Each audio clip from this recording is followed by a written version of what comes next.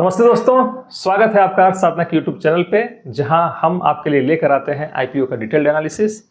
आज इसी क्रम में हम लोग एक कंपनी के आईपीओ के बारे में डिस्कस करने जा रहे हैं, जिस कंपनी का नाम है नीलाचल कार्बो मेटालिक्स लिमिटेड। सबसे पहले हम लोग स्टार्ट करते हैं इस कंपनी का इंट्रोडक्शन से। यह कंपनी 2003 में इनकॉर्पोरेट हुई थी और ओडिशा के जजपुर डिस्ट्रिक्ट में अपने कोक मैन्युफैक्चरिंग प्लांट्स चलाती है। इनका कोर बिजनेस है high quality low sulphur metallurgical coke बनाना, जो स्टील और मेटल इंडस्ट्रीज के लिए एक मस्ट हैव रॉ मटेरियल है। कंपनी का यूएसपी है इनके पास 3 operational coke oven batteries with a total production capacity of 60,000 MTPA।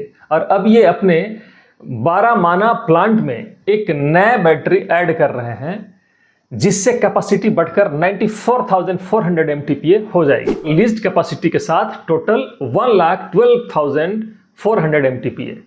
यहाँ पे बैटरी एक टेक्निकल टर्म है, गलती से इन्वर्टर और मोबाइल वाला बैटरी नहीं समझेंगे आप। यहाँ इसका मतलब है line oblique series of coke ovens, जो एक यूनिट की तरह ऑपरेट करते हैं।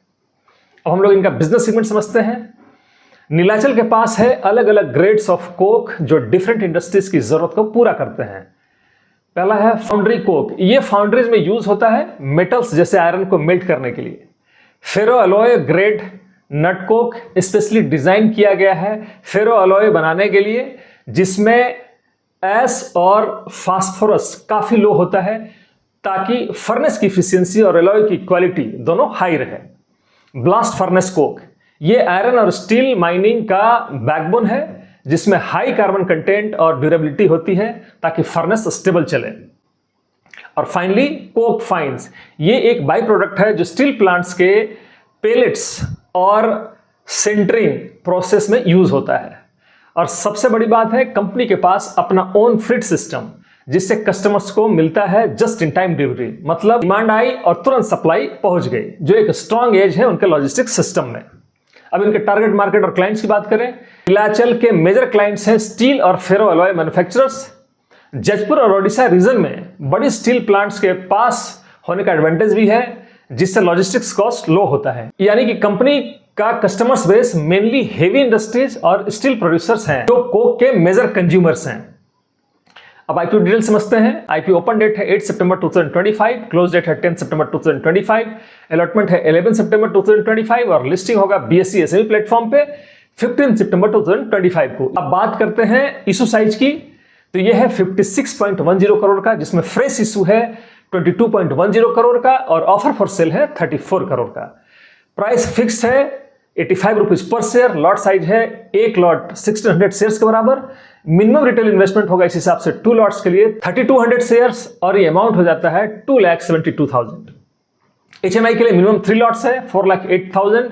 इन्वेस्टर एलोकेशन की बात करें तो रिटेल के लिए 47.52% है, HNI के लिए 47.47% है और मार्केट मेकर के लिए है 5.02%। लीड मैनेजर और रजिस्ट्रार की बात करें, लीड मैनेजर इनके हैं Sun capital advisory services private limited और रजिस्ट्रार हैं KFin technology limited. Market maker हैं NNM सिक्योरिटीज प्राइवेट लिमिटेड।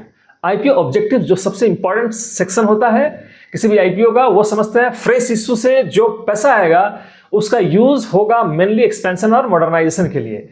इसमें 134.6 मिलियन दैट इज 13.46 करोड़ एक नया कोक ओवन प्लांट लगाने के लिए होगा, जिससे कैपेसिटी और एफिशिएंसी दोनों बढ़ेगी।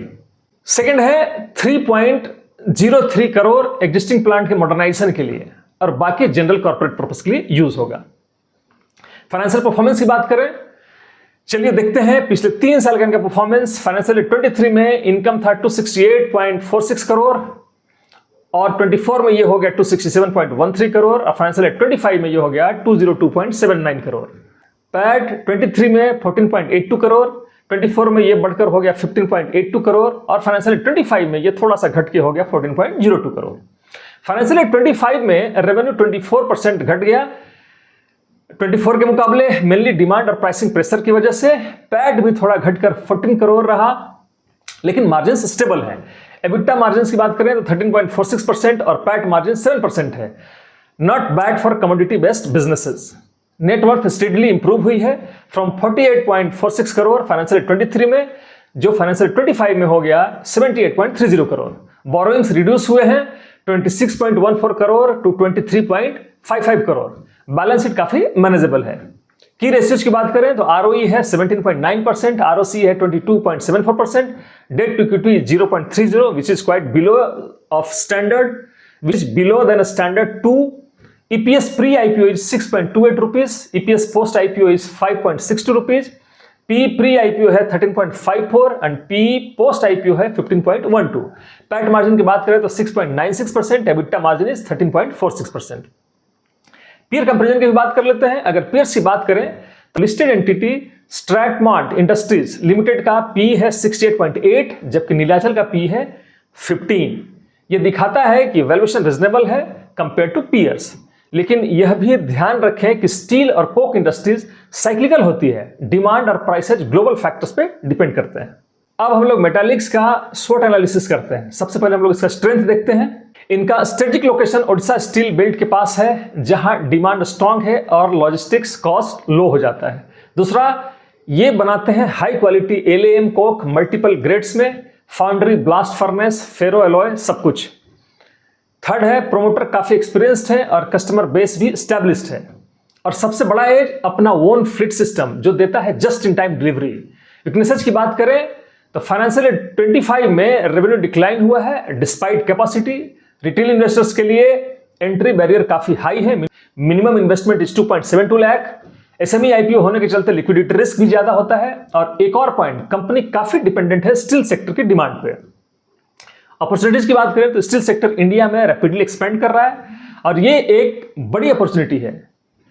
बरमाना प्लांट के एक्सपेंशन के बाद कैपेसिटी बढ़कर हो जाएगी 94,400 MTPA.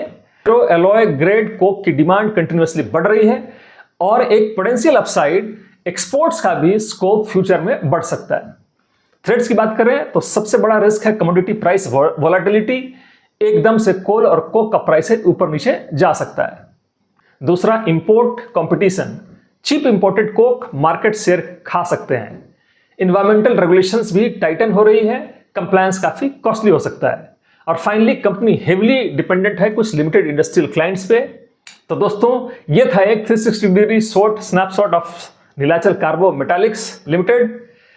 GMP ट्रेंड की बात करें, फिलहाल इस IPO के लिए कोई GMP डेटा अवेलेबल नहीं है और वैसे भी GMP एक इनफॉर्मल इंडिकेटर होता है जो सिर्फ ग्रे मार्केट में ट्रेड होने वाले प्रीमियम को दिखाता है. ये लिस्टिंग के एक्चुअल रिजल्ट की कोई गारंटी नहीं देता. इसलिए इन्वेस्टर्स के लिए जरूरी है कि वो अपने डिसीजन सिर्फ कंपनी के फंडामेंटल्स और अपने रिस्क प्रोफाइल के बेसिस पर ही लें. तो दोस्तों, नीलाचल कार्बो मेटालिक्स एक सेक्टर फोकस्ड SME IPO है. कंपनी की वैल्यूएशन पीयर्स के कंपैरिजन में रीजनेबल लगती है, लेकिन रिस्क फैक्टर्स भी क्लियर हैं जैसे साइक्लिकलिटी और SME सेगमेंट की लिक्विडिटी कंसर्न्स. IPO को लेकर हर इन्वेस्टर के लिए इंपॉर्टेंट है कि वो अपने रिस्क प्रोफाइल, फाइनेंशियल गोल्स और एडवाइजर्स की सलाह के साथ ही कोई फाइनल डिसीजन लें. हमारा एनालिसिस सिर्फ एजुकेशनल और इन्फॉर्मेशनल पर्पस के लिए है.